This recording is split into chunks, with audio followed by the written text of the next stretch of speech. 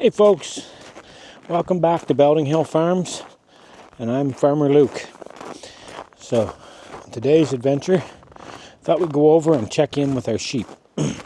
Had one of our viewers suggest that we do kind of a, take a different video and talk about a different animal each time. So, sheep is one that we haven't talked as much about, so I thought we would talk about them. And then before we go there, we have to find this guy here, and he's going to require his belly rub, which happens in nearly every video we do. Okay, bud, lay down. There you go. There we go. There's Titus's big belly rub. Oh my. There we go. Oh, jeepers. Okay, that's enough there, mister. Titus doesn't know that he's 150 pounds. He has no earthly idea that that's how much he weighs. Okay, stop. Stop. All right. So, let's go over here and find our sheep. So, as we get over here, I'll explain all the sheep's names, because I do know them. But I think more than anything, the viewer that was asking was, I think they were talking about individual, or not individual animals, but like the different types of animals we have. So, oops. Hi there, ladies and germs. How we doing today? How we doing? So this is Angus. Oops, this is Angus. This is Marie. Titus. He didn't really do anything in particular to them. He just came running in hot, and they don't really appreciate that behavior. So, this is this is Vera. This is Blanche. Behind them is Ferguson. He's one of the dads. This is Betsy. Or not Betsy, sorry. That's Dorothy. Betsy is over here with the brown spot on her back. That's Eunice over there. And Lucy. Winnie. Mary. Who do we got around the corner? I think that's Beverly. No, that's not Beverly. Not a blackhead. Where's Beverly at? What we got over here? This is Izzy.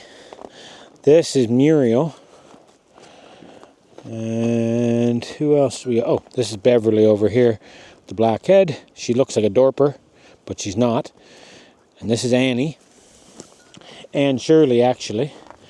This one with the chicken on his back, with the rooster on his back, this is one of our other dads. That's Massey. So, these guys are called Katahdins. So they are a hair breed of sheep. So they still grow a wool. Like if you look at Blanche's back here, she's got some wool, but here's what's unique about them. Their wool, come springtime, falls out. So I don't have to shear them. Those coats will just shed. And it actually even looks like right now, it looks like I just sheared them, with the exception of the brown one over here, Eunice and Marie. Most of the rest all are looking very like I just shaved them. But that's not the case. So the unique thing about hair sheep is that that's just what their wool looks like. And like I say, having it fall out. Now, having it fall out means that we can't use it for wool. It's because it falls out, it has no tensile strength. So let me see if I can grab another piece from... Let me see if I can hold the camera and do this. Maybe I can't. Hi, Blanche. Yeah, okay, there we go. So, see, I'm able to actually rip those fibers right in half. If these were a type of wool variety of sheep, I would not be able to do that. So, it's nice from a small farm perspective, though, because if I had to shear these guys, it would take me For this many sheep that I have, it would probably take me 2 or 3 days to get all the shearing done if I did it myself. And so that's a lot of time. And the reality is that wool really has not a lot of value these days. So it doesn't make sense to us to do the shearing to get a product that really hasn't got a lot of value. So this turkey out here is coming to see me because he thinks he's going to bully me. No, he's going to carry right on. But that's typically what he does. He likes to be the big boss man. He's kind of a jerk. At any rate. Yeah, so we just have these. So the next question would be, if we don't get wool from our sheep, what in the world would you ever get? Well, it's meat. So the lambs, we raise the lambs for meat. So these are a meat variety of sheep, and they originated in the Mount Katahdin area of Maine, which is not very far from us. And they're the result of breeding several different types of hair sheep together to come up with this breed. The breed is very unique in the fact that they are they're known that they're some people don't like lamb because they say it tastes funny, and these guys are specifically bred to have their meat be not as strong flavored as some lamb. So that's another benefit of this breed.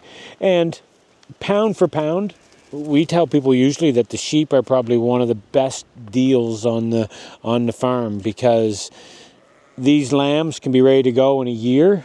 Like Izzy here, she's being kept as a breeder, but she actually would make a lovely sized lamb now for eating, and she kind of mainly got there through eating grass, mostly, almost exclusively. Our sheep only get grain when it's this time, like they're just starting to get some grain now, because most of these girls will be pregnant now, or they should be.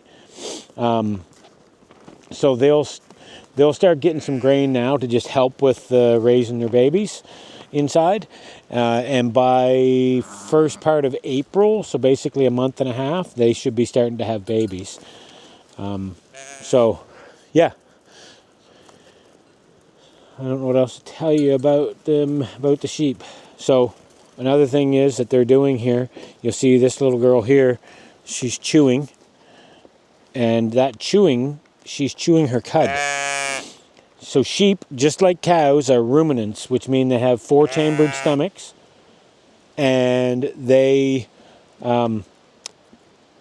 way they process their food, which is primarily grass for us, anyways, is that it travels progressively through the 4 stomachs that they have, and after their first stomach, if the pieces are too large, it actually gets brought back up their throat to be reprocessed and then swallowed again to get moved on to the next stomach. And that's what chewing your cud is.